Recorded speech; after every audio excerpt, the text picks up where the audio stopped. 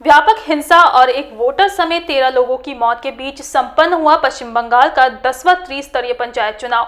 मतदान के आरंभ से ही बूथ केंद्र में तोड़फोड़, बैलेट पेपर जलाने से लेकर बैलेट बॉक्स को तालाब और नाले में फेंके जाने समेत अलग अलग घटनाओं के बीच राज्य भर में डाले गए 66% से अधिक मतदान। राज्य के मुख्य निर्वाचन आयोग ने फिलहाल नहीं की पुनर्मतदान की घोषणा। चुनावी हिंसा में अब तक मारे गए लोगों के आंकड़े 33 तक पहुंचे।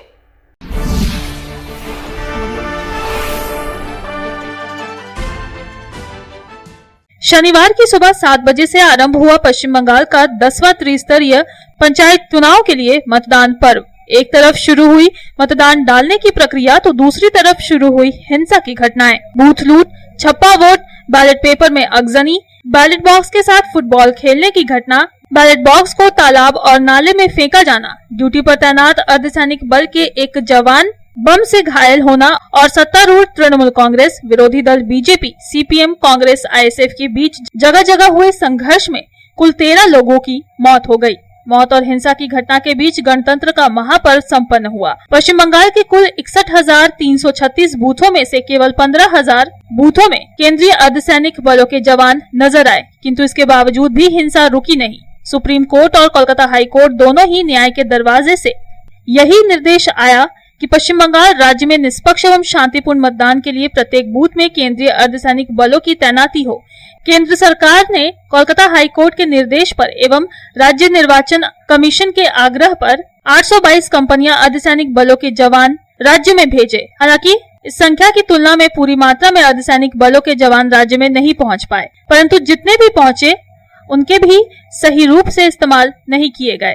यह आरोप राज्य के मुख्य निर्वाचन आयोग पर बीएसएफ के आईजी ने लगाया है। आईजी का आरोप है कि निर्वाचन कमिश्नर राजीव सिन्हा सही रूप में जवानों को बूथ केंद्र तक नहीं ले जा पाए। सिर्फ बीएसएफ के आईजी ही नहीं, पश्चिम बंगाल के राज्यपाल सीवी आनंद बोस ने भी इस हिंसा भरे मतदान के लिए और चुनावी हिंसा में बलि चढ़े 13 लोगों के लिए चुनाव आयोग को ही जिम्मेदार ठहराया। निष्पक्ष एवं शांतिपूर्ण ढंग से वोट देना नागरिकों का गणतांत्रिक अधिकार है, जिसे उपलब्ध कराने में राज्य निर्वाचन आयुक्त पूरी तरह विफल रही। राज्यपाल ने समूचे निर्वाचन प्रक्रिया को लेकर अपनी नाराजगी जाहिर की। वहीं त्रिस्तरीय पंचायत चुनाव में मतदान के दौरान हुई हिंसा को लेकर राज्य के मुख्य निर्वाचन आयुक्त राजीव सिन्हा ने कहा कि शिकायतों पर कार्रवाई की जाएगी, और रही बात हिंसा की, तो कौन किसे गोली मारेगा इसकी गारंटी निर्वाचन कमीशन नहीं दे सकता।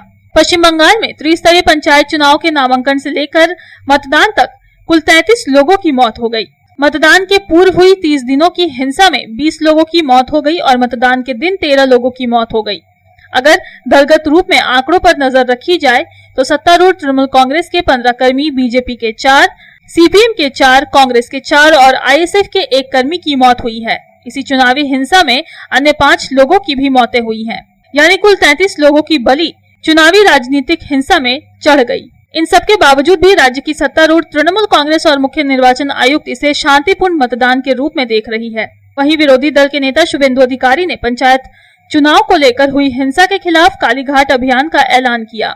इतना ही नहीं, इसके विरुद्ध कोलकाता हाईकोर्ट जाने की चेतावनी दी। व्यापक संघर्ष, मृत्यु एवं अगजनी के बीच राज्य भर में 66% से अधिक मतदान डाले गए, परंतु अभी तक पुनर्मतदान को लेकर राज्य के निर्वाचन आयुक्त राजीव सिन्हा ने कोई निर्णय नहीं लिया है। अब देखना ये है कि राज्य भर में किन किन बूथों पर पुनर्मतदान होते हैं। Bureau report, public times. आपके सपनों की नींव हो सबसे मजबूत, उसे दीजिए मजबूती का डोज। JBG हेक्सा TMT, मजबूती का डोज पक्का है।